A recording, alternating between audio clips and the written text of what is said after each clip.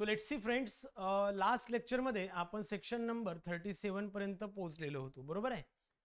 So last lecture जो काही 37 होता किंवा सेक्शन नंबर 37 होता, त्यानंतर त्याचाच एक सब टॉपिक आहे ज्यामध्ये 37A आपण आपल्याला बघायचा आहे, जो की तिथल्या पर्टिक्युलर केसच्या किंवा टेम्पररी यूज ऑफ लँडच्या संदर्भात आहे. हा modification of final development plan आपण स्टडी केला होता. सो फायनल डेव्हलपमेंट प्लॅन मध्ये मॉडिफिकेशन केल्यानंतर आता आहे 37A power of state government or planning authority to permit the temporary change. So बघा मित्रांनो, परमिट द टेम्पररी चेंजच्या संदर्भात काय कंडिशन्स आहेत. आता बरेचदा तुम्हाला माहित आहे की आपण ज्या ठिकाणी राहतो किंवा जर का बरेचदा असं होतं की माझ्याकडे जर का लग्न असेल तर माझ्या घरासमोर एक मोठा पेंडॉल टाकला जाणार किंवा त्या रोडवर पेंडॉल टाकल्या जाणार किंवा एखादा पुण्यतिथी जयंती असा कार्यक्रम असतो किंवा एखाद्या ग्रुपचा ऑर्गनायझेशनचा बरेचदा कार्यक्रम असतो. नाहीतर मग पॉलिटिकल पार्टीचे बरेचदा तुम्हाला माहित आहे की त्यांच्या सभा मोठमोठ्या सभा होतात आणि त्याच्यासाठी बरेचदा ते ग्राउंड म्हणा पार्क म्हणा हा बुक केला जात असतो. मग अशा केसेससाठी हा 37A आहे. बघा या 37A मध्ये काय सांगितलंय, कोण्याही लॉ मध्ये किंवा कोणत्याही ऍक्ट मध्ये काहीही असलं तरी कोणताही एक्झिस्टन्स लॉ असू दे किंवा कोर्टची परमिशन असू दे किंवा एखादा अमेंडमेंट असू दे, काही असलं तरीही एखादी पब्लिक प्लेस पर्टिक्युलर कामांसाठी वापरल्या जाऊ शकतो, टेम्पररी पर्पजसाठी वापरल्या जाऊ शकते. मग त्यासाठी एकतर स्टेट गव्हर्नमेंट किंवा प्लॅनिंग ऑथॉरिटी, म्हणजे ती जागा कोणाच्या अधिकारात येते त्यावर, जर का ती प्लॅनिंग ऑथॉरिटीच्या अधिकारात येत असेल तर प्लॅनिंग ऑथॉरिटी त्या संदर्भात परमिशन देईल आणि जर का स्टेट गव्हर्नमेंटच्या अधिकारात येत असेल तर स्टेट गव्हर्नमेंट तशा पद्धतीची परमिशन देईल. दोन पैकी कुणीही त्या टेम्पररी परमिशनसाठी किंवा त्या जागेच्या टेम्पररी वापरासाठी परमिशन देऊ शकते. मग ती परमिशन कुठे, तर बघा एखादा ऑर्गनायझेशन ग्रुप किंवा असोसिएशन अशा पद्धतीने त्या प्लेग्राऊंडचा पार्कचा जागेचा वापर करू शकते. मग या वापराविषयी काही रिस्ट्रिक्शन सुद्धा आहे. म्हणजे वापर करायचा आहे म्हणजे काय, मग आज टाकलं 1 जानेवारीला की पुढच्या 31 लाच उचलायचं का, नाही. त्या संदर्भात काही रिस्ट्रिक्शन्स आहेत. यामध्ये काय म्हणतात, जसं की इव्हेंट जर का तुम्हाला त्यासाठी युटिलाइज करायचे असतील, जसं की इंडिपेंडन्स डेचा प्रोग्राम असू दे, रिपब्लिक डे असू दे किंवा महाराष्ट्र डे असू दे किंवा नॅशनल ओकेजन कोणतंही असू दे, बर्थ अँड डेथ ॲनिव्हर्सरीज असू दे म्हणजे जयंती पुण्यतिथीज असू दे ऑफ अ नॅशनल लीडर किंवा religious function and public meeting. आता बरेचदा तुम्हालाही माहित आहे की यात्रा वगैरे भरत असतात, तर यात्रा सुद्धा अशा ठिकाणी भरतात. मग तिथे तिथली प्लॅनिंग ऑथॉरिटी किंवा स्टेट गव्हर्नमेंट तशा पद्धतीने परमिशन देतं. ओके, ही परमिशन मित्रांनो जास्तीत जास्त एका इव्हेंटसाठी 12 दिवसाची मिळू शकते. म्हणजे 12 दिवसापेक्षा जास्त नसेल किंवा ती पर्टिक्युलर जागा तुम्ही जे काही ग्राउंड पार्क यूज करता ते एका प्रोग्रामसाठी एका पर्टिक्युलर इव्हेंटसाठी फक्त आणि फक्त 12 दिवस तुम्ही वापरू शकता, त्यापेक्षा जास्त नाही. आणि टोटल त्या ग्राउंडचा जो यूज आहे हा पूर्ण कॅलेंडर मधल्या 45 डेज पेक्षा जास्त नसायला पाहिजे. बघा म्हणजेच काय, maximum 12 days at a time and not more than 45 days in a calendar year in total. म्हणजे नाहीतर काय 12 दिवस आहे, मग मी आता घेईल, तू उद्या घे, नंतर तू घे, चालू द्या 1 वर्ष तसंच, असं नाही होणार. जास्तीत जास्त 45 दिवस पूर्ण कॅलेंडर मधले टोटल दिवस तुम्ही त्या ग्राउंडला पार्कला तुम्ही युटिलाइज करू शकता तुमच्या टेम्पररी कंडिशनसाठी. मग यामध्ये काय होतं की जर का डिझास्टर इमर्जन्सीज मध्ये किंवा मग काहीतरी पॅन्डेमिक आहे, काहीतरी इमर्जन्सी आहे, मग अशा केसमध्ये कोणाचीही परमिशन न घेता त्या जागेला हेलिपॅड किंवा रेस्क्यू ऑपरेशनसाठी वापरल्या जाऊ शकतो. मग इमर्जन्सी मध्ये परमिशनची गरज पडत नाही. किंवा तशा पद्धतीने तुम्हाला स्टेट गव्हर्नमेंट किंवा प्लॅनिंग ऑथॉरिटीला लेटर द्या, मग ते लेटर परत घ्या, तोपर्यंत लोक मेलेत तर चालतील असं होऊ देत नाहीत. नाही, त्यासाठी तुम्ही सरळ सरळ डिरेक्टली ती जागा रेस्क्यू ऑपरेशन किंवा डिझास्टर मॅनेजमेंट प्रोसिजर अप्लाय करण्यासाठी वापरू शकता. त्यासाठी कोणत्याही पद्धतीची परमिशन घ्यावी लागणार नाही किंवा गरज पडणार नाही. मग एक बघा, जसं की मी काय करतोय, माझ्या सिटीचा एखादा पार्क आहे ऑब्व्हियसली पार्क आहे किंवा प्लेग्राऊंड असेल मग या दोघांचाही वापर जर का मी दिलेल्या या इव्हेंटसाठी करत असेल, जेवढे काही इव्हेंट्स दाखवले आहे त्याच्यासाठी करत असेल, तर त्यामुळे ते इव्हेंट साजरे होत असतील किंवा यात्रेसाठी मी ते लँड किंवा पार्क किंवा ग्राउंड मी युटिलाइज करत असेल, सभांसाठी घेत असेल किंवा पुण्यतिथी जयंतीसाठी किंवा अजून ओकेजनल कार्यक्रमांसाठी जर घेत असेल, तर तो कार्यक्रम घेतल्यामुळे त्या जमिनीचा यूज जो आहे तो चेंज होणार नाही. त्याचा ओरिजिनल यूज काय प्लेग्राऊंड, त्याचा ओरिजिनल यूज काय पार्क, ज्याच्यासाठी ती जागा ओरिजिनल रिझर्व केलेली आहे तीच राहणार. म्हणजे फक्त एका पर्टिक्युलर टाइम पिरियडसाठी त्याला इमर्जन्सी म्हणून वापरलं हेलिपॅडसाठी, मग ही जागा त्याच्यासाठी राहील असं कधीच होणार नाही किंवा त्याचा लँड यूज चेंज होणार नाही. क्लिअर? सगळ्यात महत्वाची गोष्ट. नाहीतर हे ग्राउंड फक्त कार्यक्रमांसाठी राखीव आहे असं कुठेच होत नाही. त्याचा यूज हा टेम्पररी असतो. कोणत्याही पद्धतीने परमनंट यूज जो आहे तो हाच राहणार, पार्क किंवा प्लेग्राऊंड.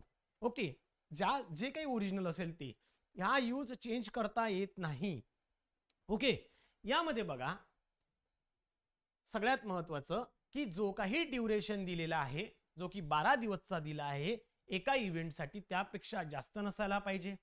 टोटल अकॅडमिक टोटल जो काही कॅलेंडर असेल त्यामध्ये 45 डेज पेक्षा जास्त जाता कामा नये टोटल इव्हेंटसाठी किंवा याच्यासाठी. जर का त्या कंडिशनसाठी किंवा त्या फंक्शनसाठी इव्हेंटसाठी ती जर का जमीन, पार्क, लँड, ग्राउंड वापरत असेल तर त्या वापरामुळे त्याचा यूज जो आहे तो टेम्पररी असतो, तो चेंज होत नाही. क्लिअर? लक्षात आलंय का? प्लीज सांगा. सेक्शन नंबर 37A समजला का? जर काही असेल तर सांगा.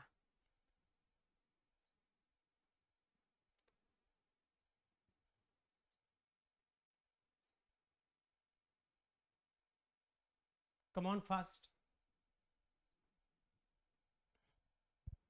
आता प्रत्येकच सिटीमध्ये तुम्हालाही माहित आहे की कुठे ना कुठे काहीतरी कार्यक्रम असतात. म्हणजे इथे आमच्या अमरावतीला माझ्या घराच्या जवळ कुठेतरी गाडगेनगरला एका ठिकाणी ते हे असतं काय,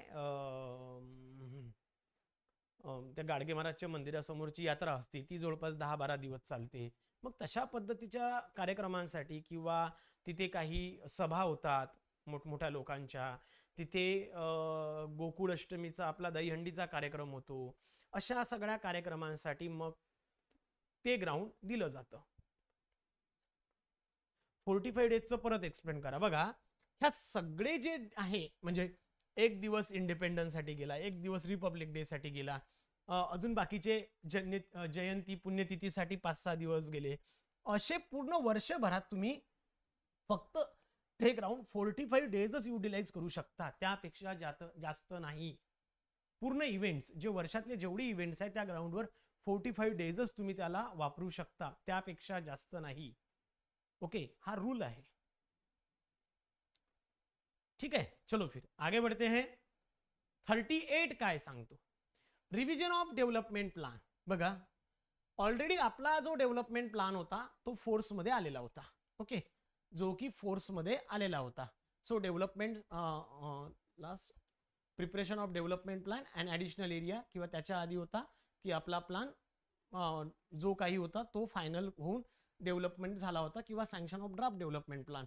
म्हणजेच याला फायनल डेव्हलपमेंट प्लान मध्ये कन्वर्ट केला जाईल आणि त्यालाच फायनल डेव्हलपमेंट प्लान असं घोषित केला जाईल. या केसमध्ये एकदा जर का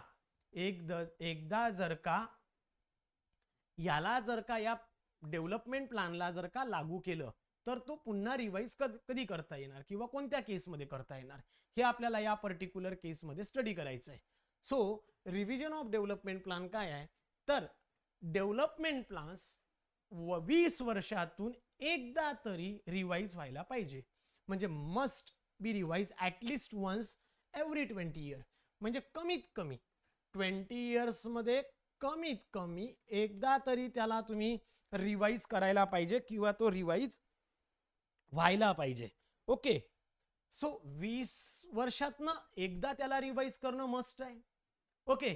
कधीपासनं जेव्हापासनं initially come in to the operation, ज्या दिवशी तो ऑपरेशन मध्ये आला त्या डेटपासनं 20 वर्षापर्यंत एकदा तरी कमीत कमी एकदा तरी त्याला रिवाइज करणं गरजेचं असतं. किंवा जर का एखाद्या केसमध्ये स्टेट गव्हर्नमेंटने पार्ट वाईज जर का त्याला सँक्शनिंग दिलं असेल तर लास्ट पार्ट ज्या वेळेला फोर्समध्ये येतो किंवा इम्प्लिमेंट केला जातो तेव्हापासनं जी डेट असेल तिथनं 20 वर्ष पकडतात. लक्षात घ्या. हे कधी जर का development plan part wise sanction करत असेल तरच. मग जर का डेव्हलपमेंट प्लॅन हा पार्ट वाईज सँक्शन होत असेल तर मग त्या केसमध्ये 20 वर्षापर्यंत तो कालावधी पकडला जातो आणि त्या 20 वर्षात एकदा तरी तशा पद्धतीने त्याला रिवाइज करावा लागतो किंवा चेंजेस करावे लागतील. आता या पर्टिक्युलर रिव्हिजनसाठी कोण कोण रिस्पॉन्सिबल असणार आहे. ऑब्व्हियसली तुम्हाला माहित आहे की हा डेव्हलपमेंट प्लॅन कोणाच्या अंतर्गत येतो तर प्लॅनिंग ऑथॉरिटीच्या अंतर्गत येतो. So the planning authority has the power to revise the development plan. The state government can direct the planning authority to revise the plan at any time. किंवा जर का महाराष्ट्र शासनाला जर असं वाटत असेल की या ठिकाणी काहीतरी चेंजेस व्हायला पाहिजे किंवा काही चेंजेस करायची गरज आहे त्यावेळेला सुद्धा स्टेट गव्हर्नमेंट अशा पद्धतीने आदेश देऊन किंवा नोटिफिकेशन पब्लिश करून त्याला रिवाइज करायला सांगू शकतात किंवा केला जाऊ शकतो. Next, scope of revision. Revision नेमकं कोणासाठी केलं जातं म्हणजे पूर्ण प्लॅनसाठी केलं जातं का तर यस. बघा, एकतर रिव्हिजन तुम्ही होल्ली म्हणजे पूर्ण डेव्हलपमेंट प्लॅनसाठी करू शकता. वाटत असेल तर पूर्णसाठी करा. अदरवाइज तुम्ही पार्शली सुद्धा करू शकता.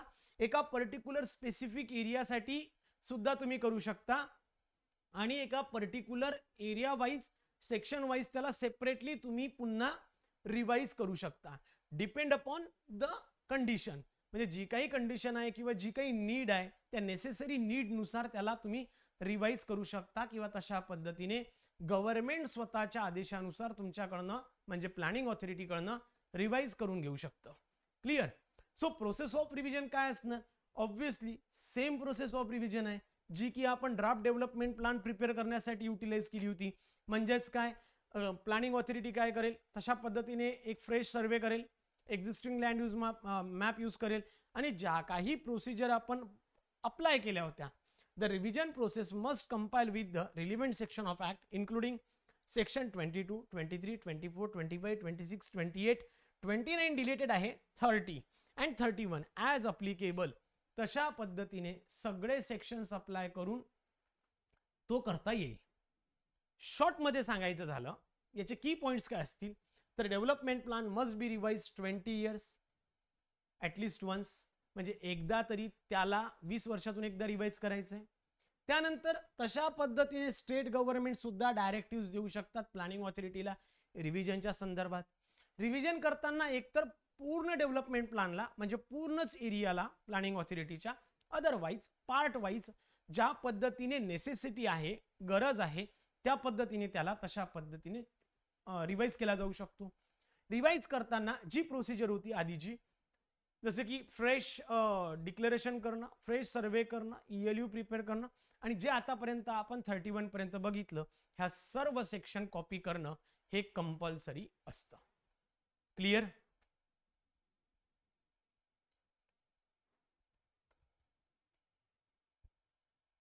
रिव्हिजन ऑफ DP विचारलं तर PA.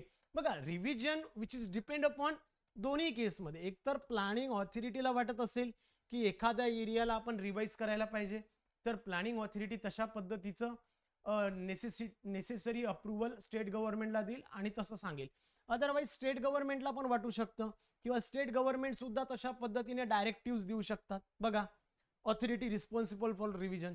रिव्हिजन तर प्लॅनिंग ऑथॉरिटीलाच करायचं आहे, पण त्यानुसार एकतर प्लॅनिंग ऑथॉरिटी त्यांच्या पॉवर बेसिसवर सुद्धा त्या एरियाला किंवा पूर्ण डेव्हलपमेंट प्लॅनला रिवाइज करू शकतं, किंवा स्टेट गव्हर्नमेंटला वाटत असेल की एखाद्या एरियामध्ये काहीतरी रिव्हिजन करायचं आहे, मॉडिफिकेशन करायचं आहे, तर तशा पद्धतीने स्टेट गव्हर्नमेंट सुद्धा डायरेक्टिव्ह देऊ शकतं planning ऑथॉरिटीला.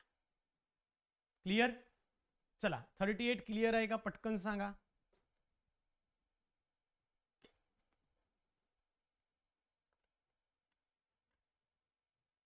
What includes in revision of development plan?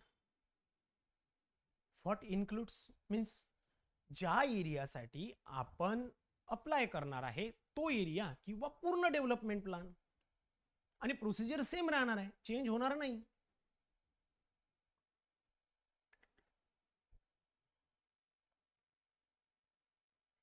Yes, obviously कोणत्याही केसमध्ये कोणतंही रिव्हिजन करायचंय, मॉडिफिकेशन करायचंय किंवा कोणत्याही पद्धतीचे चेंजेस करायचे असेल तर स्टेट गव्हर्नमेंटचं अप्रुव्हलची गरज पडेल.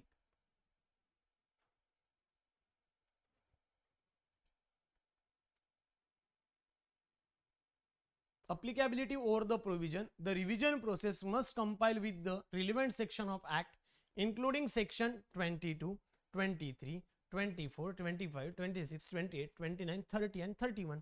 सगळेच अप्लिकेबल राहणार. सगळेच अप्लिकेबल राहणार. क्लिअर?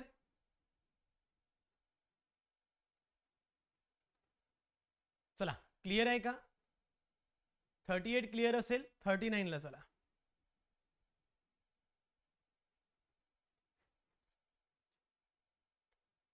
ऑब्वियसली रिव्हिजन करताना सेम इंटेन्शन राहणार आहे.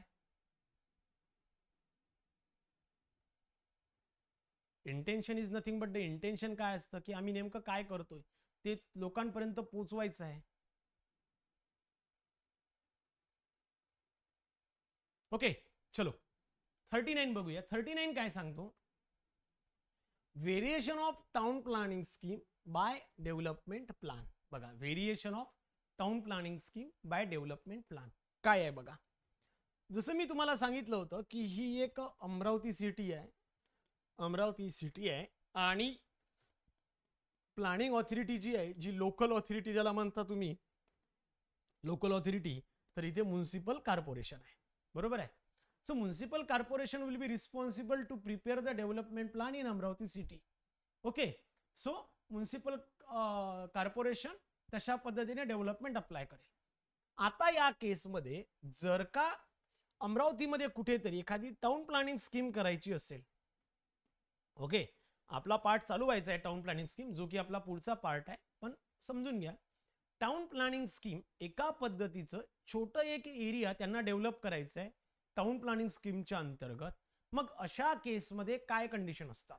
ओके, एक तर कंडिशन अशा राहू शकतात किंवा कंडिशन ज्या काही चेंजेस होऊ शकतात यामध्ये बघा, जर का व्हेरिएशन येत असेल टाउन प्लॅनिंग स्कीम मुळे डेव्हलपमेंट प्लॅन मध्ये, डेव्हलपमेंट प्लॅनच्या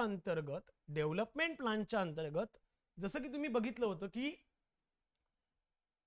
ज्या वेळेला डेव्हलपमेंट प्लॅन प्रोव्हिजन जे होतं ते रिजनल प्लॅन सोबत पण अप्लाय केलं होतं. सिमिलर इथे पण तीच कंडिशन आहे की टाउन प्लॅनिंग स्कीम करताना एकतर तुम्हाला काय करायचंय, डेव्हलपमेंट प्लॅनचे जे काही रूल्स रेग्युलेशन्स आहे ते लक्षात ठेवूनच टाउन प्लॅनिंग स्कीम डेव्हलप करायची आहे.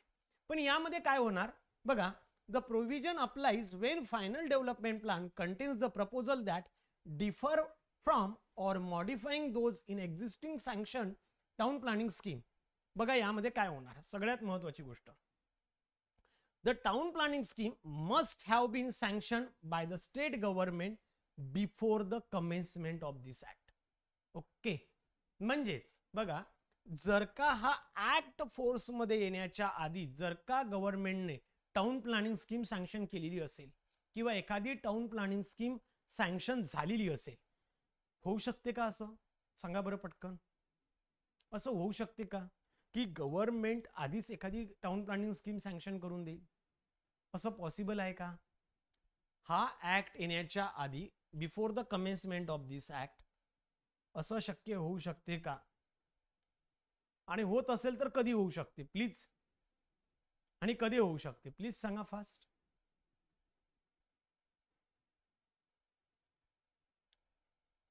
पटकन सांगा. टाउन प्लॅनिंग स्कीम कधी सँक्शन होऊ शकते before the commencement of this act असं म्हणताय.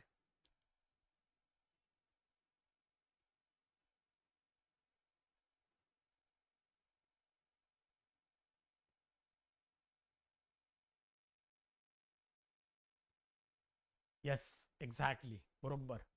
1915 मध्ये आपण already town planning scheme study केली होती आणि त्यावेळेला जर का एखादी टाउन प्लॅनिंग स्कीम सँक्शन असेल तर मग त्यामध्ये तुम्हाला काय कंडिशन्स अप्लाय करायचे असतात.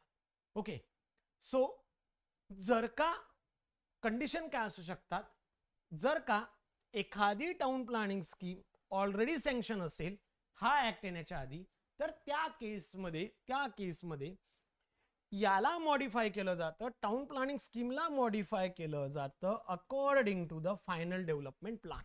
बघा केस काय आहे ते सांगतोय. This provision apply when a final development plan contains the proposal that differ from or modify those an existing sanctioned town planning scheme. Existing sanctioned town planning scheme. Okay काय केलं जातं, जर का अशा केसमध्ये असं लक्षात आलं की फायनल डेव्हलपमेंट प्लॅनच्या प्रपोजलमध्ये जी काही एक्झिस्टंट टाउन प्लॅनिंग स्कीम ही ऑलरेडी तिथे आहे आणि त्यामध्ये आणि डेव्हलपमेंट प्लॅनच्या केसमध्ये जर का काही तफावत येत असेल, डिफरन्स येत असेल किंवा दोन्हीमध्ये जे काही रिझर्वेशन किंवा अम्युनिटीज किंवा ज्या काही गोष्टी पुटअप करायच्या आहेत त्यामध्ये जर का डिफरन्स येत असेल तर हा डिफरन्स कधी येऊ शकतो, त्यावेळेला येईल की जेव्हा ती टाउन प्लॅनिंग स्कीम हा ऍक्ट लागू करण्याच्या आधीच आलेली असेल. बरोबर आहे. मग अशा केसमध्ये काय केलं जातं, planning authority is required to modify the town planning scheme.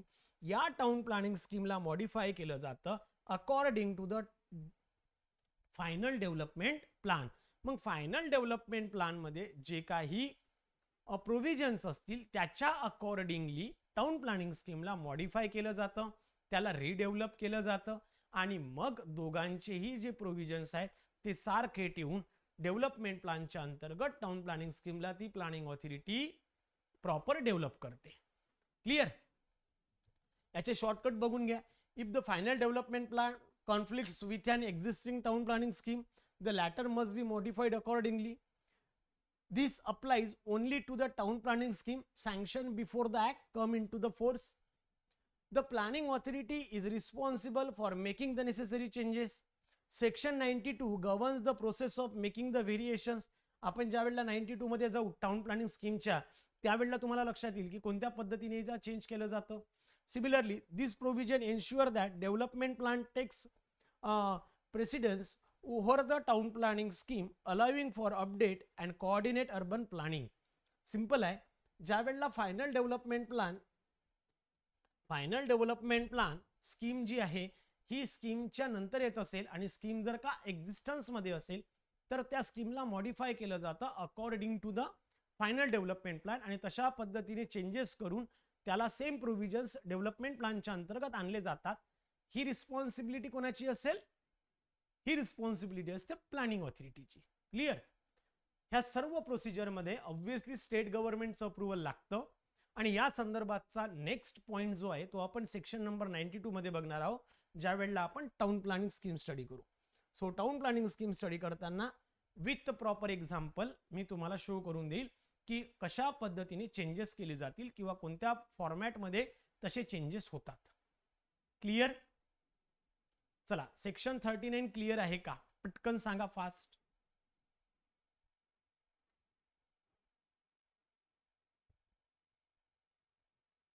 Simple आहे.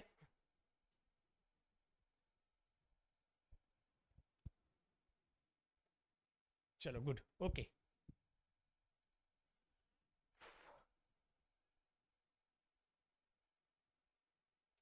नेक्स्ट आहे मित्रांनो सेक्शन नंबर 40. आता सेक्शन नंबर 40 काय सांगतो, special planning authority for developing a certain notified area. Notified area. आता खरं तर हा नोटिफाईड एरिया म्हणजे नेमका काय असतो किंवा नोटिफाईड एरिया तुम्ही कशाला म्हणणार. ओके हे पण फार महत्वाचं आहे. नोटिफाईड एरिया म्हणजे काय, ज्याला स्पेशल अटेन्शनची गरज आहे, ज्याला स्पेशल अटेन्शनची गरज आहे. आता असा एरिया जो असेल त्याला आपण नोटिफाईड एरिया बोलणार आहोत, बरोबर आहे. आता असा एखादा एरिया ज्याला स्पेशल अटेन्शनची गरज आहे म्हणजे एकतर खूप दाटीवाटीचा आहे किंवा ज्याचे कॅरेक्टरिस्टिक्स डिफरंट आहे नॉर्मल एरियापेक्षा. डिफरंट याच्यासाठी की तिथे जी काही प्रॉपर्टीज असतील किंवा तिथे जे काही अवेलेबल सोर्सेस असतील ते डिफरंट असतील नॉर्मल एरियापेक्षा. मग त्या केसमध्ये प्लॅनिंग ऑथॉरिटी तिथे डेव्हलपमेंट करू शकत नाही. मग अशा केसमध्ये स्पेशल प्लॅनिंग ऑथॉरिटी, ज्याला आपण SPA बोलतो, सो स्पेशल प्लॅनिंग ऑथॉरिटी तशा पद्धतीचं डेव्हलपमेंट त्या पर्टिक्युलर नोटिफाईड एरियामध्ये करतात.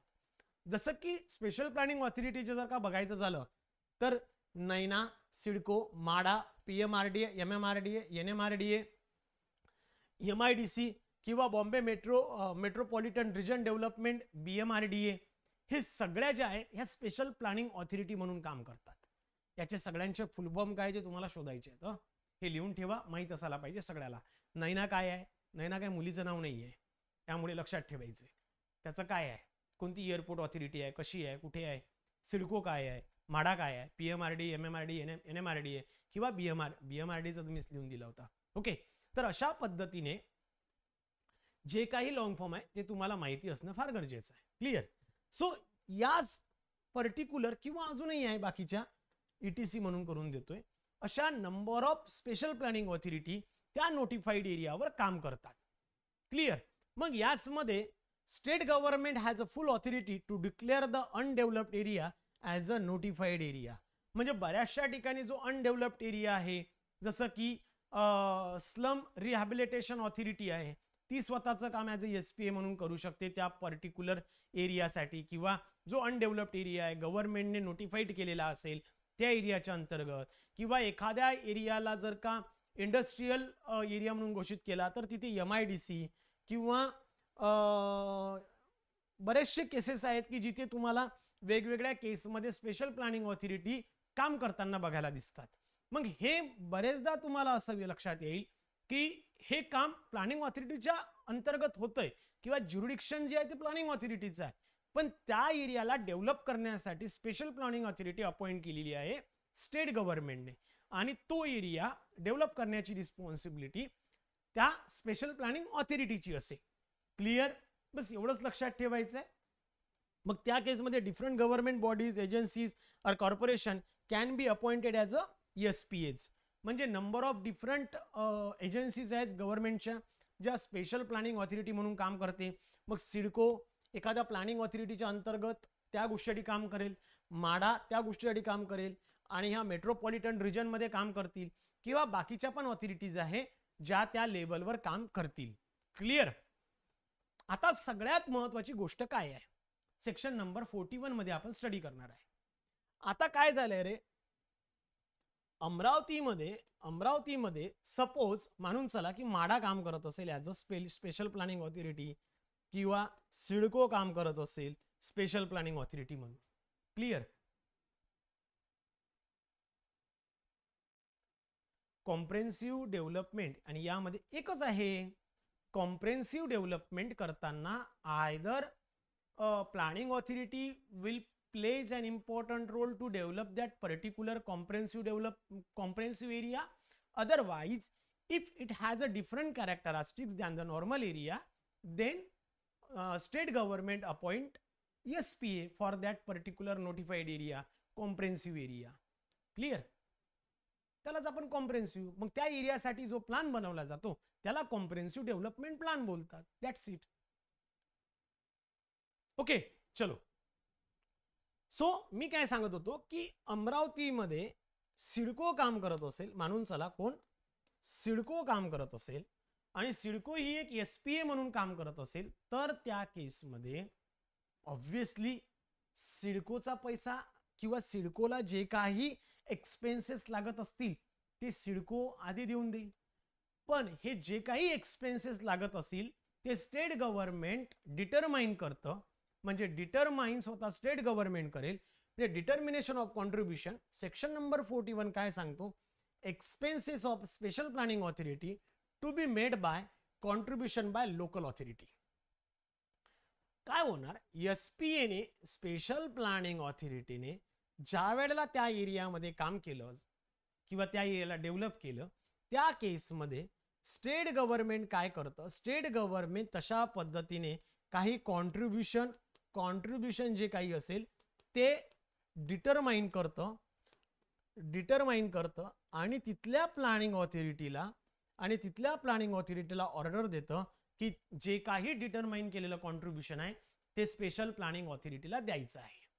मग ते देताना एकतर तुम्ही लमसम मध्ये द्या किंवा इन्स्टॉलमेंट मध्ये द्या, ते तुम्हाला देणं बंधनकारक असतं किंवा कंपल्सरी असतं.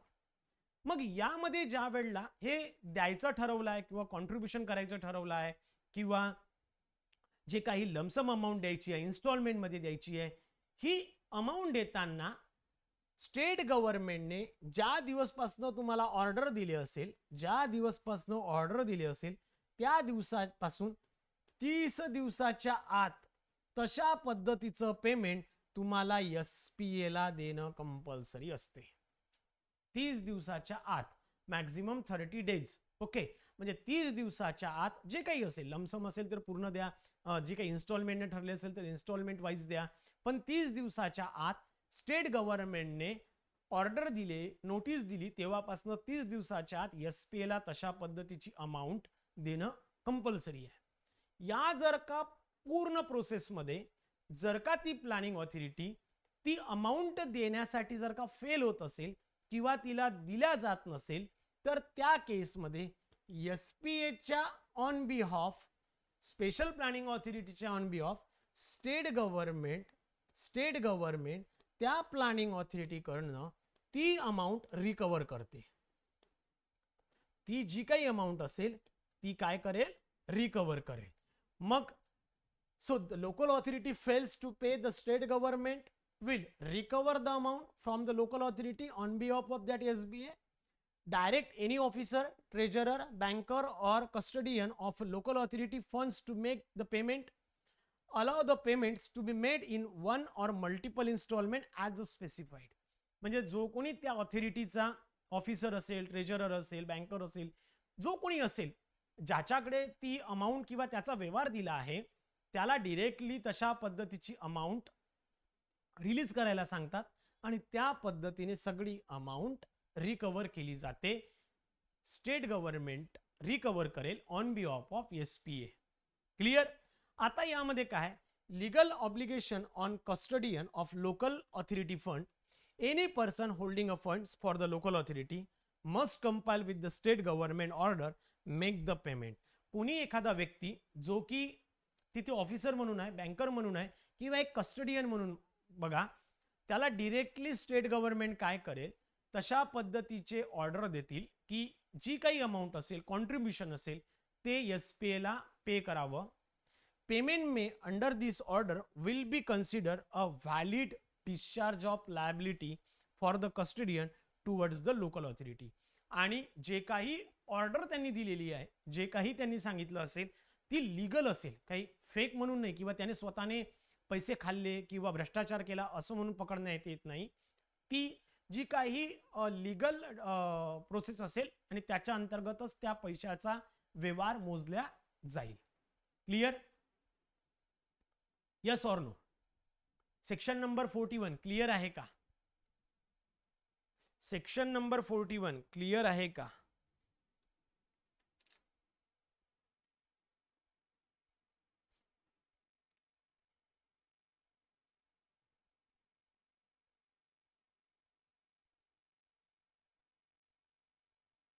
Come on fast.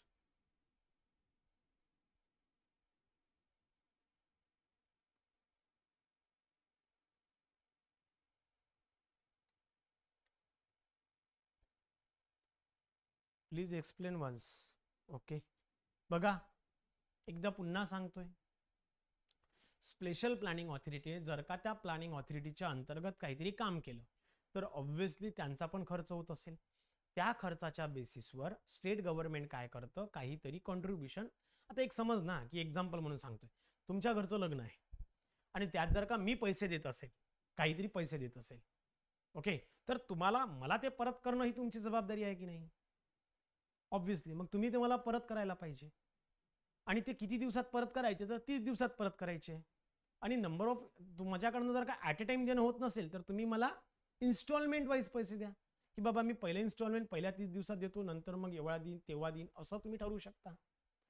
जर का तुमच्याकडनं ते पैसे देणं होत नसेल, तर मी काय करेल, जबरदस्तीने तुमच्या घराच्या जो कोणी मोठा माणूस असेल, म्हणजे ज्यांच्याकडे पैसे असतात, त्याला मी डायरेक्ट सांगेल की चल मला पैसे दे. हेच यात सांगितलंय. जर का एखादी स्पेशल प्लॅनिंग ऑथॉरिटी त्या स्पेशल प्लॅनिंग ऑथॉरिटी प्लॅनिंग ऑथॉरिटीच्या अंतर्गत जर काही एखादा काम करत असेल, डेव्हलपमेंट करत असेल, तर त्या संबंधित जो काही खर्च होतो त्या संदर्भातला स्टेट गव्हर्नमेंट त्याचं कॉन्ट्रीब्युशन डिटरमाइन करतो आणि जेवढं काही कॉन्ट्रीब्युशन होत असेल ते प्लॅनिंग ऑथॉरिटीने स्पेशल प्लॅनिंग ऑथॉरिटीला देणं कंपल्सरी आहे. जर का ते प्लॅनिंग ऑथॉरिटी दिलेल्या टाइम पिरियडमध्ये म्हणजेच नोटीस आल्यापासून 30 दिवसात एकतर लमसम अमाऊंट किंवा इन्स्टॉलमेंट मध्ये देत नसेल, तर स्टेट गव्हर्नमेंट स्वतः त्याचा चार्ज घेईल आणि प्लॅनिंग एसपीएच्या ऐवजी स्वतः ते पैसे रिकवर करेल. रिकवर करताना जो कोणी त्या लोकल ऑथॉरिटीचा मालक आहे, म्हणजेच मालक इन द सेन्स जो कोणी अकाउंटंट असेल, ज्याच्याकडे पैशाचा व्यवहार आहे, त्याला डायरेक्ट तशा पद्धतीचे निर्देश देईल की यांना एवढी अमाऊंट तुम्ही लगेच द्या.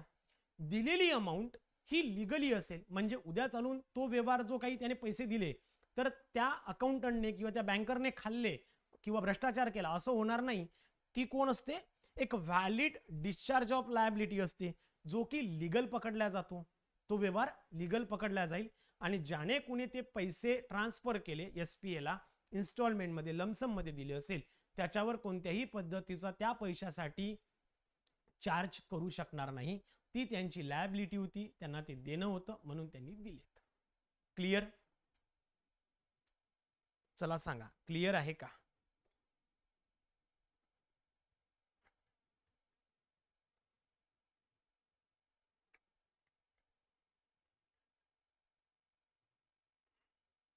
ओके. सेक्शन नंबर 42 काय सांगतो बघा. Implementation of plans. Implementation of plans बघा काय होतं. Development plan, once the development plan or any other related plan come into operation, the planning authority must. बघा, डेव्हलपमेंट प्लान सोबत जर का अजून कोणते प्लान्स येत असतील, काही स्कीम येत असतील किंवा काही प्रपोजल येत असतील, तर त्याचं संपूर्ण काम करणं किंवा त्याची रिस्पॉन्सिबिलिटी घेणं किंवा त्याला स्टेप वाईज एक्झिक्यूट करणं, हे सर्व जबाबदारी कोणाची असते? त्या पर्टिक्युलर प्लॅनिंग ऑथॉरिटीची असते.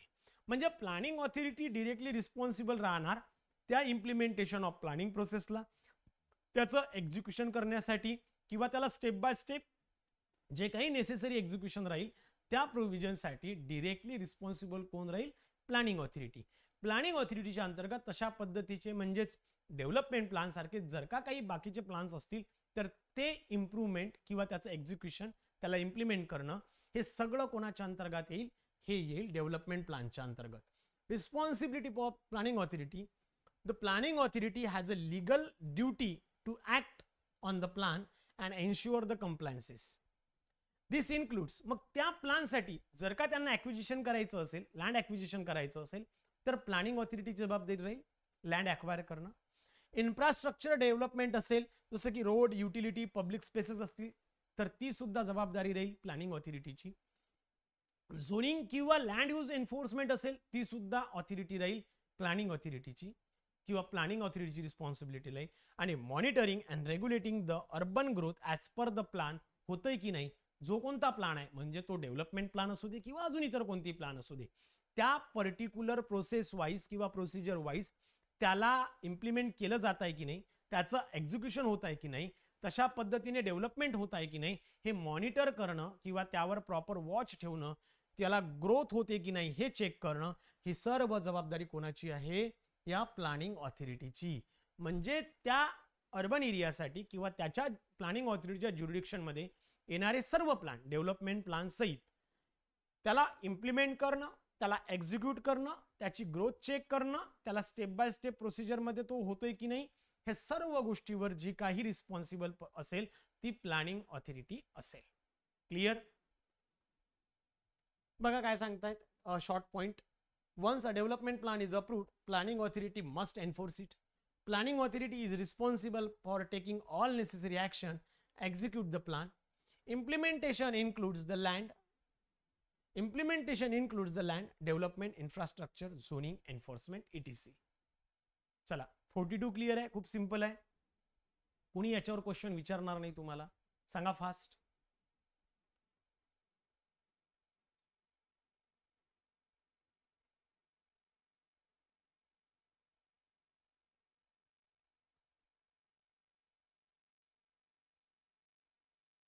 चलो नेक्स्ट. सेक्शन नंबर 43 काय सांगतोय बघा. Restriction on development land. Restriction on development of land. बघा रिजनल प्लॅन मध्ये सुद्धा आपण हा पॉइंट बघितला होता की एकदाचा जर का ड्राफ्ट रिजनल प्लॅन अप्रूव्ह झाला किंवा सँक्शनिंगला पाठवला किंवा डिक्लेअर केला तेव्हापासून तुम्हाला कोणत्याही पद्धतीचा लँड यूज चेंज करता येत नाही विदाउट परमिशन. सेम पॉइंट इथे with respect to the planning authority आहे. With respect to planning authority आहे. Once the development plan declare केला, जर का याचं डिक्लरेशन झालं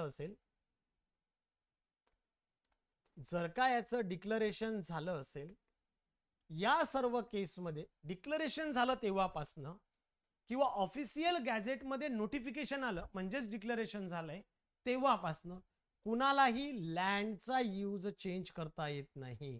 लँड यूज चेंज करता येणार नाही, लक्षात घ्या. ओके. विदाउट परमिशन मी लिहितो इथे, विदाउट परमिशन म्हणजे जर का तुमच्याकडे परमिशन असेल तर ठीक आहे, तर तुम्ही चेंज करू शकता. अदरवाईज तुम्हाला स्वतःहून चेंज करता येणार नाही कोणत्याही केसमध्ये. ओके. सो परमिशन लागेल, त्यासाठी तुम्हाला रिस्पेक्ट टू ऑथॉरिटीकडनं परमिशन घ्यावे लागेल आणि त्या अंतर्गत तुम्ही तशा पद्धतीने चेंजेस करू शकता. आता हे रिस्ट्रिक्शन कोणाकोणाला लागू आहे रे? हे रिस्ट्रिक्शन जे लागू आहे हे त्या ज्युरिडिक्शन मध्ये म्हणजेच त्या ऑथॉरिटीच्या ज्युरिडिक्शन मध्ये येणारा सर्व एरिया सोबत जर का एखादा एरिया नोटिफाईड एरिया म्हणून जर का घोषित केला असेल त्याला, किंवा एखादी जागा न्यू टाउन साठी रिझर्व ठेवली असेल तर त्या एरियासाठी, म्हणजे या सर्व केसमध्ये तुम्हाला लँडचा यूज चेंज करणे हे बंधनकारक असेल, म्हणजे चेंज करता येणार नाही कोणत्याही केसमध्ये. आता काही अशा कंडिशन आहे, ओके. सेक्शन नंबर 42A हे वेगळं सांगतो, टेन्शन घेऊ नका, तुमचं सुटणार नाहीये काही.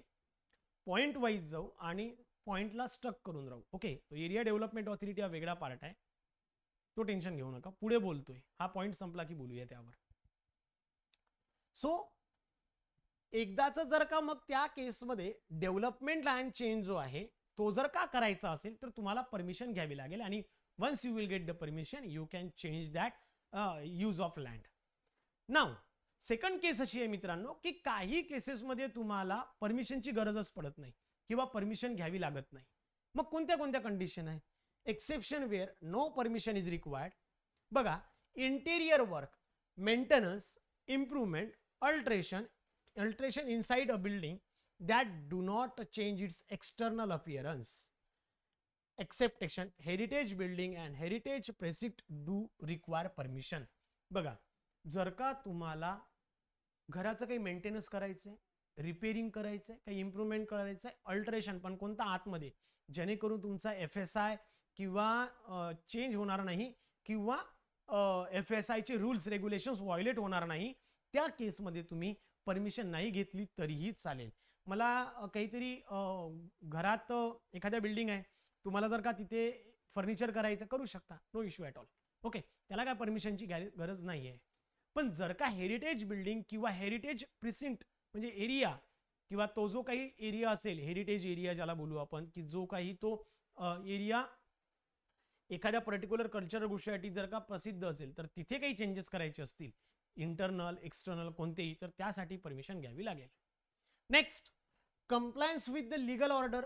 जर का एखादा डेव्हलपमेंट करायसाठी लीगल ऑर्डर तुमच्याकडे आहे, म्हणजेच गव्हर्नमेंटने, स्टेट गव्हर्नमेंटने किंवा ऑथॉरिटीने तुम्हाला सांगितलं असेल तरीही चालेल, तुम्हाला परमिशन घेण्याची गरज नाही. वर्क ऑथराइज बाय बॉडीज, जर का स्वतः गव्हर्नमेंट ऑथॉरिटी किंवा एखादं डिपार्टमेंट किंवा स्वतः लोकल बॉडी किंवा स्टेट गव्हर्नमेंट किंवा सेंट्रल गव्हर्नमेंट, बघा development infrastructure work development carried out by central state government किंवा लोकल ऑथॉरिटी, मेंटेनन्स और इम्प्रूवमेंट हाईवे रोड और public street, inspection repair renewal drains सीवर मेन्स पाइप केबल और telephone lines, even if it involves banking open sorry बाकीच्या ज्या काही open streets असतील त्या केसमध्ये सुद्धा तुम्हाला परमिशन घ्यायची गरज नाही. म्हणजे जे की गव्हर्नमेंट लोकल बॉडीज किंवा एखाद्या डिपार्टमेंटच्या अंतर्गत लीगल ऑर्डरनुसार चालू होत असणारं काम असेल तर त्याला रिस्ट्रिक्शन नसतात, ते त्या केसमध्ये लँड यूज चेंज करू शकतात. पण बाकी केसमध्ये तुम्हाला लँड यूज चेंज करता येणार नाही. क्लिअर. नेक्स्ट ॲग्रिकल्चर ॲक्टिव्हिटीज आहे. जसं की मला माझ्या शेतामध्ये विहीर खोदायची आहे, खोदू शकता. किंवा ॲग्रिकल्चर ऑपरेशन्स करायचे आहे, मला नवीन झाडांची लागवड करायची आहे, मला जो फॉर्मॅट आहे शेतीचा तो चेंज करायचा आहे, म्हणजे माझी बागायत आहे किंवा नसेल कोरडवाहू असेल तर बागायत करायचं असेल तर करू शकता. किंवा टेम्पररी लँड यूज आहे, जसं की माझ्याकडे लग्न आहे त्या संदर्भात मी काय केलं की रोडवर एखादा मंडप टाकलाय किंवा माझ्या घरासमोर मंडप येतोय तर यासाठी परमिशनची गरज पडत नाही किंवा त्या मंडप टाकल्याने लँड यूज चेंज होत नाही. त्यामुळे तशा पद्धतीने किंवा एखादं छोटंसं शेड करायचं आहे जेणेकरून मी 8-10 दिवसानंतर ते शेड काढून टाकेल. सो अशा केसमध्ये तुम्ही परमिशन घ्यायची गरज नाही किंवा तुम्ही डिरेक्टली त्या गोष्टी करू शकतात. Land that was temporary use for another purpose can revert to its original use without permission. Land that is normally used for one purpose but occasionally used for another, example field use for a festival, does not require approval for the such a occasion. लग्नासारखा प्रसंग जर का असेल तर काही गरज नाही. Next, incidental use of building or land. A building or land attached to a residential building can be used for any purpose incidental to human habitation. काहीतरी problem झाला, एखाद्या बिल्डिंग मध्ये आग लागली तर दुसरीकडे शिफ्ट करायचंय किंवा इन्सिडेंटल वर्क म्हणजे जे अचानक येईल त्यासाठी परमिशनची गरज पडणार नाही. म्हणजेच काय, एखादा एरिया किंवा एखाद्या ठिकाणी जर का इन्सिडेंटल वर्कसाठी जर का यूज करायचं असेल किंवा ती बिल्डिंगचं जर का यूज करायचं असेल तर करू शकता. कमर्शियलमध्ये आहे पण लोकांना तिथं काही दिवसासाठी निवारा देण्यात येत आहे due to the some kind of incidental issues, त्या केसमध्ये तुम्ही करू शकता, काही इश्यू नाही. यासाठी आपल्याला परमिशन घेण्याची गरज नाहीये. क्लिअर. काय काय आहे, no land use change or a development is allowed without a planning authority approval after the development plan is declare. एकदाचा जर का डेव्हलपमेंट प्लॅन डिक्लेअर झाला तुम्हाला कोणत्याही पद्धतीत लँडचा यूज चेंज करता येत नाही. जर का ते वर्क जर का गव्हर्नमेंट इन्फ्रास्ट्रक्चर वर्क असेल, ॲग्रिकल्चर ॲक्टिव्हिटीज असेल किंवा मायनर मॉडिफिकेशन्स असेल, एक्झम्प्टेड फ्रॉम परमिशन म्हणजे जे काही परमिशनची लागणार नाही तिथे तुम्ही करू शकता. जसं की हेरिटेज बिल्डिंग जर का असेल तर त्यासाठी तुम्हाला अप्रुव्हल लागेल किंवा तशा पद्धतीची परमिशन लागेल. ओकेजन और टेम्पररी लँड यूज जर का असेल तर परमिशनची गरज पडत नाही. म्हणजेच काय, ती जागा पूर्ववत व्हायला पाहिजे, आधीसारखी पुन्हा पूर्ववत होणं गरजेचं आहे. म्हणजे मी रोडवर मंडप टाकतोय तो नंतर काढून टाकणार, रोड सारखा वापरला जाईल. ओके, अशा केसमध्ये परमिशनची गरज पडत नाही. This provision insures control urban development while allowing essential services and traditional land use activities to continue without unnecessary restriction. Clear? चला, सेक्शन नंबर 43 क्लिअर आहे का सांगा पटकन. एकदम सिंपल भाषेत सांगितलं जेणेकरून तुम्हाला इझिली लक्षात येईल.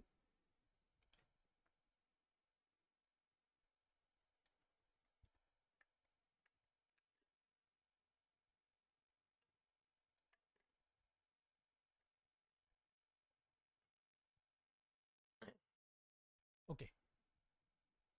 नेक्स्ट, सेक्शन नंबर 44 काय सांगतो बघा. सेक्शन नंबर 44 काय सांगतो मित्रांनो, application for permission for development. बघा, मला जर का प्लॅनिंग ऑथॉरिटीच्या अंतर्गत किंवा त्या ज्युडिक्शनल एरियाच्या अंतर्गत जर कोणत्याही पद्धतीचं डेव्हलपमेंट करायचं असेल म्हणजेच काय, मी एखादा एरिया डेव्हलप करतोय, एखादं लेआउट टाकतोय, एखादा एरियाला ग्रीन झोन मधून येलो झोन मध्ये कन्वर्ट करत असेल, किंवा तशा पद्धतीने मी एक बिल्डिंग कन्स्ट्रक्ट करत असेल, कोणत्याही पद्धतीचं डेव्हलपमेंट मानून चला. डेव्हलपमेंट म्हणजेच काय, फक्त काय रोड रस्ते बांधणं हेच नाहीये. तुम्ही काही जरी करत असेल, इवन दो तुम्ही तुमच्या घरावर एक पहिल्यावरचा मजला चढवत असेल, त्याला सुद्धा डेव्हलपमेंट म्हटल्या जाईल. तसंही आपण डेफिनेशन्स मध्ये स्टडी केलं होतं, बरोबर. सो डेव्हलपमेंट म्हणजे काही असू शकतं. एखादा लेआउट टाकणे, एका प्लॉटला 2 प्लॉटमध्ये डिव्हिजन करून घेणे, लेआउटला रिकॉन्स्टिट्यूट करणे, एखादा एरियाला ऑल्टर करणे किंवा चेंज करणे, एखादी बिल्डिंग कन्स्ट्रक्ट करणे किंवा त्याचा FSI चेंज करणे, अशा केसमध्ये तुम्ही त्याला डेव्हलपमेंट म्हणू शकता. मग ही सर्व डेव्हलपमेंट करताना तुम्ही तुमच्या मनाने कराल का, पाहिजे त्या पद्धतीने कराल का? बिलकुल नाही. त्यासाठी तुम्हाला परमिशन लागेल आणि त्यासाठी तुम्हाला अप्लिकेशन करावं लागेल. क्लिअर. मग सगळ्यात सुरुवातीला बघू की यामधनं काही ज्या गोष्टी आहेत, जसं की सेंट्रल गव्हर्नमेंट, स्टेट गव्हर्नमेंट किंवा ती लोकल ऑथॉरिटी जे कोणती असेल, म्हणजे सेंट्रल गव्हर्नमेंटचं काम असू दे, स्टेट गव्हर्नमेंटचं असू दे किंवा त्या लोकल ऑथॉरिटीचं, जी कोणी असेल, म्युनिसिपल कॉर्पोरेशन, काउन्सिल किंवा स्पेशल प्लॅनिंग ऑथॉरिटी, त्यांना तशा पद्धतीने डेव्हलपमेंट करायला परमिशनची गरज पडत नाही. तेच परमिशन देणारे आहेत, त्यांना काय गरज आहे, बरोबर. पण या व्यतिरिक्त ज्याला कुणाला डेव्हलपमेंट करायचं असेल, त्या केसमध्ये त्याला प्लॅनिंग ऑथॉरिटीकडनं तशा पद्धतीच्या डेव्हलपमेंटची परमिशन घ्यावी लागेल. त्या परमिशन लागेल त्यावेळेला जे काही प्रिस्क्राइब्ड डॉक्युमेंट्स असतील, प्लॅन्स असतील, मॅप असतील, हे ॲज पर द रूल तुम्हाला सबमिट करायचे असतात. त्या बेसिसवर ऑथॉरिटी तुम्हाला परमिशन देईल किंवा नाही देणार. हा 44 जो पॉइंट आहे, आपण UDCPR मध्ये सुद्धा बघणार आहोत. म्हणजे तुम्हाला सांगायचं झालं तर इकडले जे पॉइंट आहेत, म्हणजे 44 ऑनवर्ड्स, हे UDCPR मध्ये सुद्धा बघणार आहोत आपण, किंवा तिथे सुद्धा आपल्याला स्टडी करायचे आहेत. क्लिअर. नाव ही परमिशन घेताना काही जी परमिशन आहे, ज्याला परमिशन घ्यायची गरज नाही, किंवा काही जे डेव्हलपमेंट आहे जिथे परमिशन घ्यायची गरजच पडत नाही, so no permission requires for the demolition, construction or modification of structure if, बघा, जर का ते डिमोल्युशन होत असेल, कन्स्ट्रक्शन होत असेल किंवा मॉडिफिकेशन होत असेल, पण कधी, कोणाच्या अंतर्गत, कोणाच्या लीगल ऑर्डरवर, कोणाच्या नोटीसवर, जर का प्लॅनिंग ऑथॉरिटीने तशी नोटीस दिली, त्यांनी ऑर्डर दिली, तर हाऊसिंग अँड डेव्हलपमेंट बोर्ड जे काही असेल त्यांनी, किंवा Bombay repair and reconstruction board or the Bombay slum improvement board, या अंतर्गत जर का एखादी नोटीस येत आहे, ऑर्डर येत आहे, किंवा तशा पद्धतीने लीगल तुमच्याकडे ऑर्डर असेल, तर मग कन्स्ट्रक्शन, डिमॉल्युशन, अल्टरेशन, कोणत्याही पद्धतीच्या डेव्हलपमेंटसाठी तुम्हाला परमिशन लागणार नाही. अदरवाईज सगळ्या गोष्टीसाठी परमिशन लागेल. क्लिअर. आता एखादा जर का व्यक्ती असा असेल ज्याला ITP घ्यायची आहे, इंटिग्रेटेड टाउनशिप प्रोजेक्ट, ज्याला स्पेशल टाउनशिप प्रोजेक्ट सुद्धा म्हटलं जातं. क्लिअर. त्या व्यक्तीला जर का ITP घ्यायची असेल, तर त्याला ऑथॉरिटी परमिशन देणार नाही. ITPचा जो काही पॉइंट आहे तो स्टेट गव्हर्नमेंटच्या हद्दीत येतो. म्हणजे स्टेट गव्हर्नमेंटकडनं त्या व्यक्तीला, इथे आपण याला ITP कोण घेतो, तर प्रोजेक्ट प्रपोनंट घेत असतो, त्याला PP बोलतो आपण, प्रोजेक्ट प्रपोनंट. ओके. हा जो प्रोजेक्ट प्रपोनंट आहे, याला जर का ITPच्या संदर्भात जर का परमिशन घ्यायची असेल, आपण ITP मध्ये पण बघणार आहोत. ओके. तर त्या व्यक्तीला स्टेट गव्हर्नमेंटकडनं तशा पद्धतीने, स्टेट गव्हर्नमेंटला त्या पद्धतीने अप्लाय करावं लागेल.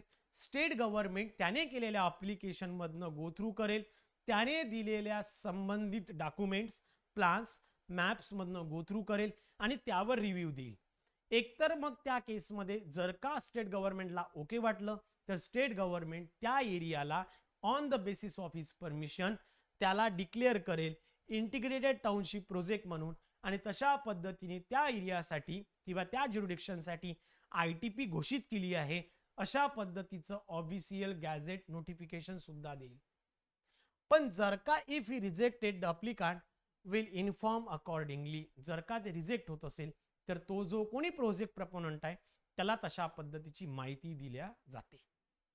क्लिअर. याचे की पॉइंट्स काय बघून घ्या. इंडिव्हिज्युअल्स एक्सेप्ट गव्हर्नमेंट बॉडीज, म्हणजे प्रत्येकालाच must obtain the planning authority permission for a land development. कोणत्याही केसमध्ये लँड डेव्हलपमेंटच्या संदर्भात त्याला परमिशन घ्यावी लागेल. जर का स्टॅच्युटरी डिमॉल्युशन मॉडिफिकेशन्स असतील as per the government order norms तर अप्रुव्हलची गरज पडत नाही. ITP जर घ्यायची असेल तर स्टेट गव्हर्नमेंटची परमिशन घ्यावी लागेल. आणि जर का ती डिक्लेअर केली तर ITP म्हणून तशा पद्धतीने स्टेट गव्हर्नमेंटच त्या एरियाला ऑफिशियल गॅझेट थ्रू पब्लिश करतं. जर का रिजेक्ट केली तर त्या पद्धतीने त्या प्रोजेक्ट प्रपोनंटला किंवा अप्लिकांटला तशा पद्धतीने कळवल्या जातं. चला 44 क्लिअर आहे का? 44 क्लिअर आहे का? सांगा पटकन.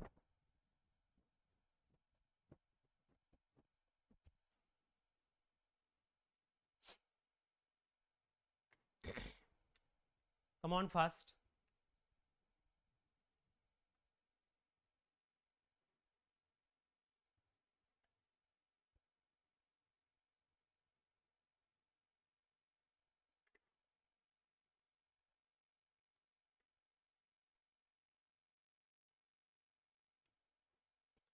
चला नेक्स्ट काय आहे?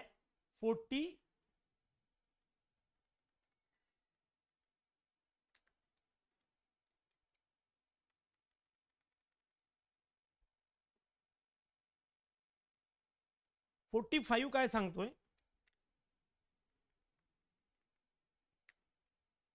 बघा 45च्या केसमध्ये काय सांगितलं जातं? Grant or refusal of permission. Grant or refusal of permission. Remote चालत नाहीये, 2 minute.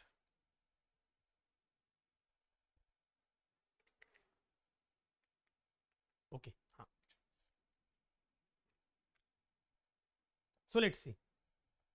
Grant or refusal of permission काय आहे? काय होतं? As per the section number 44 मला काय करायचंय कोणत्याही डेव्हलपमेंटसाठी, हा पण पॉइंट आपण UDCPR मध्ये खूप डीपली बघणार आहोत. ओके, तिकडे तुम्हाला तो रिव्हिजन म्हणून बघायचा आहे, ठीक आहे ना, किंवा तो तिकडे फास्ट घेणार. जर का सेक्शन नंबर 44च्या अंतर्गत म्हणजे मला जर का एखाद्या डेव्हलपमेंट करायचं असेल तर मी काय करणार? परमिशनसाठी अप्लाय करणार प्लॅनिंग ऑथॉरिटीकडे. आता planning authority after the receiving my application काय करेल? एकतर ग्रँट करेल परमिशन अनकंडिशनली. मला सांगेल की ठीक आहे तुमचं ओके आहे, तुम्ही काम करू शकता, डेव्हलपमेंट करू शकता, नो इश्यू ॲट ऑल. किंवा परमिशन ग्रँट करेल with respect to some kind of conditions. काहीतरी कंडिशन टाकून देईल की बघा तुम्ही अशा पद्धतीने करताय तर एवढं तुम्हाला सोडावं लागेल जागा, हाईट ऑफ बिल्डिंग एवढीच ठेवावं लागेल, किंवा हा रोड असा आहे त्याला असेच तुम्हाला द्यावं लागेल. जे काही कंडिशन्स असेल किंवा मॉडिफिकेशन्स असेल ते टाकून मला ग्रँट देऊ शकते. Okay, subject prior approval from the state government. And the last, refuse करेल परमिशन. डायरेक्ट नाही म्हणेल, चल बिलकुल नाही, तू काही करायचं नाहीये. मग अशा केसमध्ये बघा एकतर काय होईल, मला ग्रँट करेल किंवा कंडिशन टाकून ग्रँट करेल किंवा डायरेक्ट रिफ्यूज करू शकते माझी परमिशन. कोणत्या अंतर्गत? मला डेव्हलपमेंट करायचं आहे सेक्शन नंबर 44च्या अंतर्गत. 45 मध्ये मला काय होऊ शकतं तर माझी परमिशन ग्रँट होणार, रिफ्यूज होणार किंवा काहीतरी कंडिशन टाकून ग्रँट करून दिल्या जाऊ शकते. मग यामध्ये काय आहे तर समजा त्यांनी जर का मला ग्रँट दिली, जर का ग्रँट दिली तर त्यासोबत मला कमेन्समेंट सर्टिफिकेट देणं गरजेचं आहे. कमेन्समेंट सर्टिफिकेट म्हणजे काय? काम सुरू करण्यासाठी लागणारं जे प्रमाणपत्र असतं त्याला बोलतात कमेन्समेंट सर्टिफिकेट. प्रारंभ प्रमाणपत्र असं काहीतरी त्याचं मराठीत नाव आहे. ओके, सो कमेन्समेंट सर्टिफिकेट त्यांनी देणं गरजेचं आहे. जर का परमिशन मला मिळाली तर कमेन्समेंट सर्टिफिकेटची नोंद त्यांच्या नोंद वहीमध्ये किंवा जो आउटवर्ड इनवर्ड रजिस्टर असतो त्यामध्ये असणं गरजेचं आहे. कारण कमेन्समेंट सर्टिफिकेट मिळाल्यानंतर 1 वर्ष व्हॅलिडिटी असते आणि 3 वर्ष त्याला तुम्ही रिन्यू करू शकता. म्हणजे टोटल 4 वर्ष तुम्ही त्याला वापरू शकता. त्यानंतर पुन्हा फ्रेश तुम्हाला अप्रुव्हल परमिशनसाठी अप्लाय करावा लागेल. हे आपण UDCPR मध्ये स्टडी करणार आहोत, ठीक आहे ना. मग कमेन्समेंट सर्टिफिकेट मला दिलं, मला कमेन्समेंट सर्टिफिकेट मिळालं, त्याची नोंद त्यांच्याकडे असेल. इन केस जर का मला रिफ्यूज केलं तर त्याचं कारण काय आहे, म्हणजे रिफ्युजनची कंडिशन काय आहे किंवा ज्या काही कंडिशन मला टाकून ग्रँट दिलं तर त्या काय कंडिशन आहे आणि रिफ्यूज केलं तर त्याचं काय कारण आहे हे त्यामध्ये इन्क्लूड असायला पाहिजे किंवा त्या गोष्टी तिथे दाखवणं देणं बंधनकारक असते त्या प्लॅनिंग ऑथॉरिटीला. क्लिअर? म्हणजे परमिशन जर देत असेल तर कमेन्समेंट सर्टिफिकेटची नोंद त्यांच्या नोंद वहीत असणं गरजेचं आहे. जर का कंडिशन टाकून ग्रँट करत असेल तर काय कंडिशन का बरं देत आहेत ते सांगणं गरजेचं आहे. आणि रिफ्यूज जर करत असेल तर रिफ्यूज का बरं करतायत हे सुद्धा सांगणं गरजेचं असते. यामध्येच काय कम्युनिकेशन ऑफ डिसिजन. बघा झालंय असं की जर का म्हणजे जर का ते रिफ्यूज करत असेल किंवा जे काही असेल त्यांनी मला कळवणं गरजेचं आहे किंवा जो काही अप्लिकंट आहे त्याला ऑफिशियली रूल्स रेग्युलेशन नुसार कळवणं गरजेचं आहे. पण यामध्ये झालंय काय, मी 1 जानेवारी 2025 रोजी जर का परमिशनसाठी अप्लाय केलं आणि इथनं 60 दिवस झाले, 60 दिवस होऊन गेले, पण माझ्या परमिशनवर कोणत्याही पद्धतीची ऍक्शन त्यांनी घेतलेली नाही. कोणतीच ऍक्शन घेतली नाही. त्यांनी मला होय म्हटलं नाही, त्यांनी मला नाही म्हटलं नाही, त्यांनी ग्रँटही केलं नाही, काहीच नाही. आणि मला काहीतरी डॉक्युमेंट कमी आहे, जास्त आहे किंवा स्क्रुटनी आहे हे पण सांगितलं नाही, काहीच सांगितलं नसेल तर 61व्या दिवशी नेक्स्ट डेला ती जी परमिशन मी टाकली होती 1 जानेवारीला ही ऑटोमॅटिकली डीम्ड आहे किंवा ऑटोमॅटिकल सँक्शन झाली आहे असं तुम्ही मानू शकता. त्या पद्धतीने तुम्ही कमेन्समेंट सर्टिफिकेटसाठी मागणी करू शकता. हे UDCPR मध्ये बघू आपण. क्लिअर? म्हणजेच काय, एकतर 60 दिवसात तुम्हाला ह्या सगळ्या गोष्टी करायच्या आहे, त्यांनी तुम्हाला 60 दिवसाच्या आतमध्ये काहीतरी कळवायचं आहे, काहीतरी तुम्हाला सांगायचं आहे, ग्रँट आहे, कंडिशन म्हणून ग्रँट आहे, रिफ्यूज आहे किंवा काही स्क्रुटनी आहे, काहीतरी सांगणं गरजेचं आहे. काहीच ऍक्शन नाही घेतली, 60 दिवसाच्या 61व्या दिवशी ती ऑटोमॅटिकली सँक्शन झालं हे तुम्ही मानू शकता.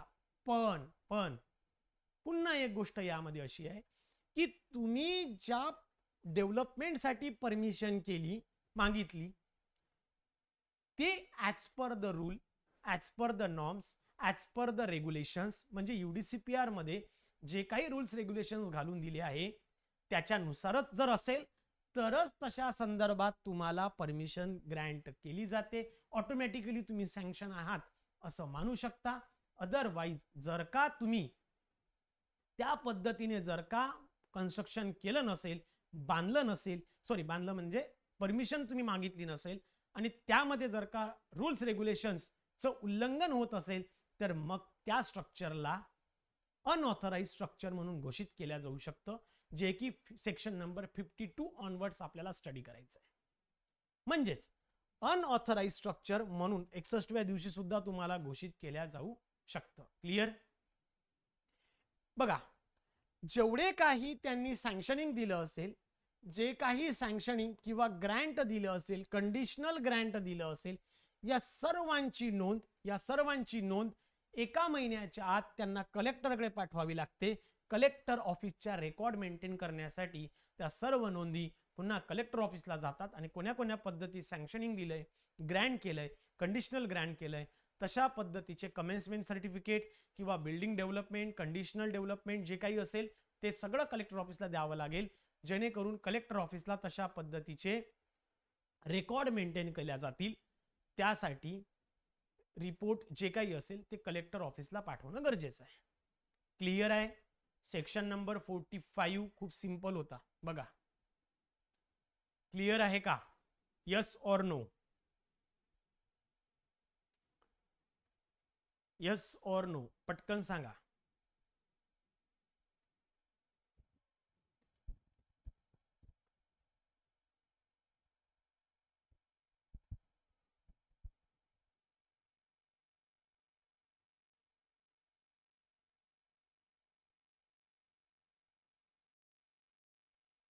हे सगळे जे पॉइंट आहेत ना आपण हे UDCPR मध्ये पण स्टडी करणार आहोत. सुरुवातीला स्टडी करायचे आपल्याला.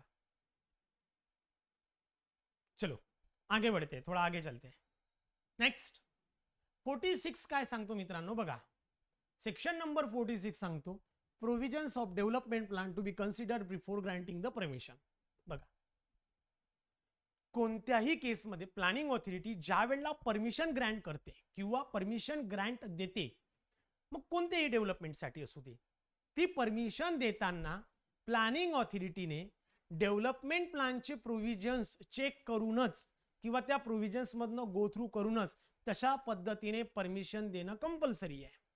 कारण होऊ काय शकतं, काहीतरी कोणी रूल्स रेग्युलेशन नुसार परमिशन मागितली नाही आणि जर का ऑथॉरिटीने त्याला सँक्शनिंग दिलं, ग्रँट दिला, तर होऊ शकतं डेव्हलपमेंट प्लॅनमध्ये जे रिझर्वेशन टाकले त्याच्या अंतर्गत सुद्धा तो व्यक्ती तशा पद्धतीचं डेव्हलपमेंट करू शकतो.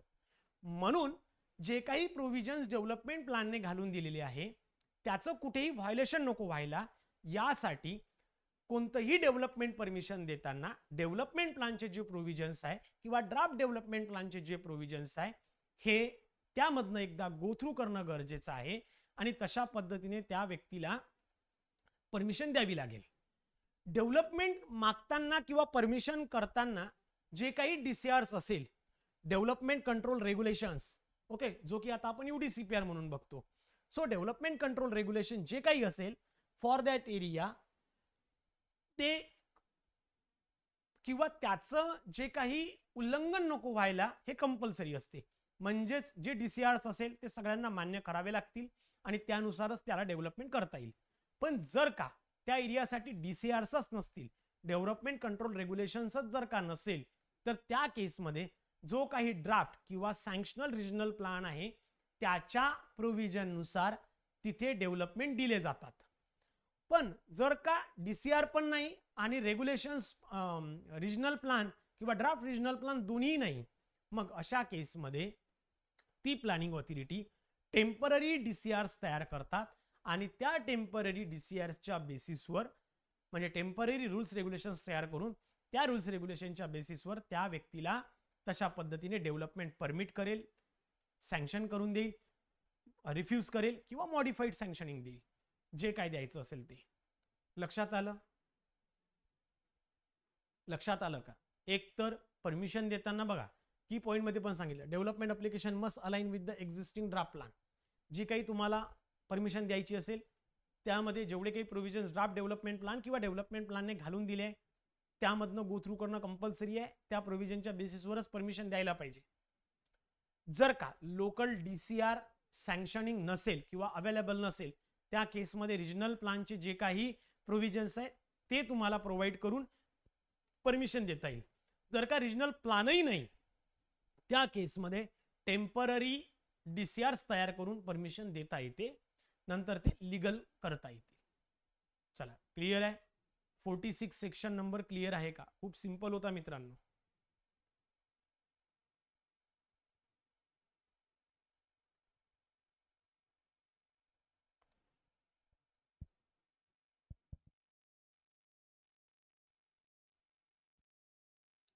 चला, क्लिअर आहे? त्यानंतर सेक्शन नंबर 47 जो आहे तो इम्पॉर्टंट आहे. अपील हा एक इम्पॉर्टंट सेक्शन आहे, लक्षात ठेवायचा. अपील लक्षात ठेवायचं. हो हो, 46 इन्क्लुडेड नाही आहे. कारण याच्यासाठी इन्क्लुडेड नाही आहे कारण हा UDCPR मध्ये आपण कव्हर करतोय. मी थोडा आधी घेतोय तुम्हाला, ठीक आहे?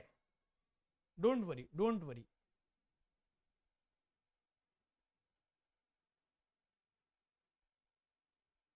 शॉर्ट मध्ये सांगा एकदा 46. बघा 46 मध्ये काय म्हणतात, जर का एखाद्या व्यक्तीला परमिशन द्यायची आहे त्याच्या डेव्हलपमेंटसाठी, त्याला वाटते की मी लेआउट टाकतो, त्याला वाटत असेल एखादी जागा मी रिकॉन्स्टिट्यूट करतो किंवा चेंज करतो, या केसमध्ये त्याला परमिशन देताना डेव्हलपमेंट प्लॅनमध्ये काय काय कुठे कुठे रिझर्व करून ठेवलं आहे हे आधी बघणं गरजेचं आहे.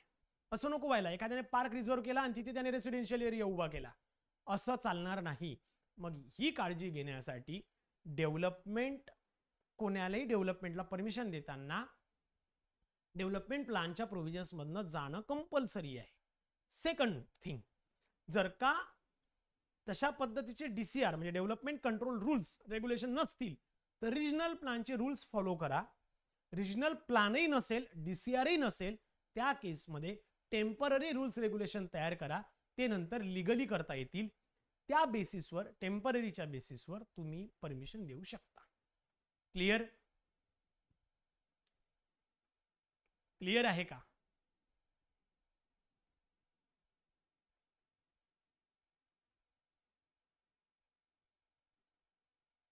ओके, चलो. आता झालंय काय रे बघा, इथे तुम्हाला माहित आहे 45 मध्ये काय झालं होतं. 45 मध्ये काय झालं, जर का मला परमिशन ग्रँट केली अनकंडिशनली, काहीच प्रॉब्लेम नाही, चल आनंद आहे ना, काय वाईट काय झालं, काहीच नाही. जर का मला ग्रँट केली परमिशन कंडिशनली किंवा रिफ्यूज केली, तर कदाचित मी नाराज होऊ शकतो.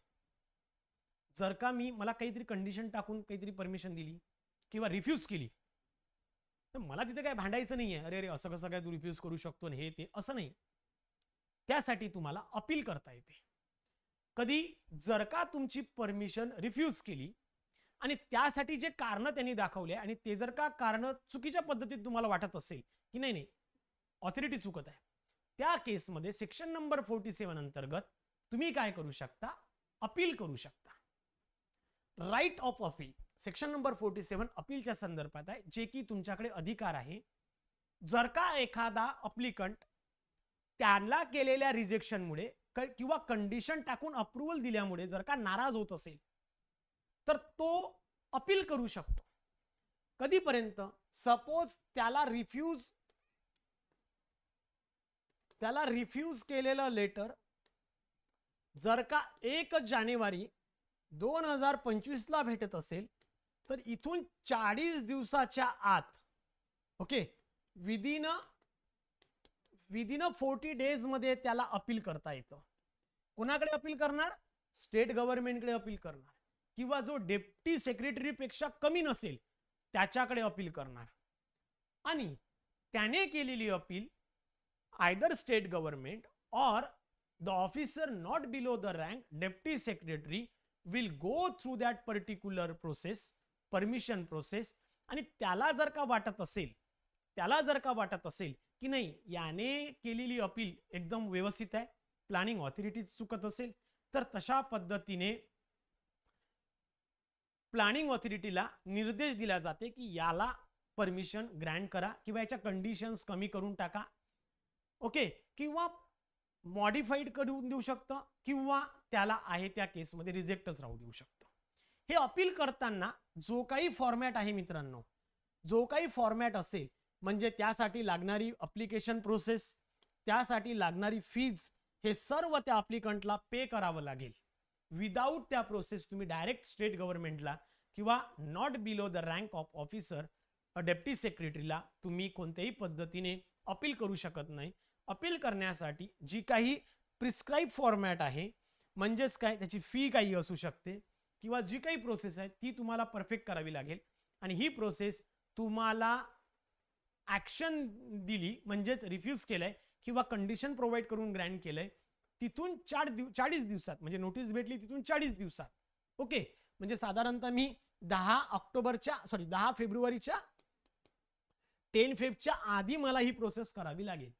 मला रिफ्युजिंग लेटर किंवा नोटीस भेटला 1 जानेवारीला, मी 10 फेबच्या आतमध्ये ही प्रोसेस करेल. आपल्या दोघांचंही म्हणणं, म्हणजे माझं आणि ऑथॉरिटीचं दोघांचंही म्हणणं ऐकून घेते. यांनी का बरं रिफ्यूज केली आणि मी सांगेल का बरं नाही करायला पाहिजे. मग या केसमध्ये जर का त्यांना वाटत असेल तर वेल अँड गुड, नाही तर मग ती अपील डिसमिस करतात, त्याला आहे त्या केसमध्ये राहू देतात. समजलंय का? आजच्यासाठी आपण थांबतोय 47 पर्यंत.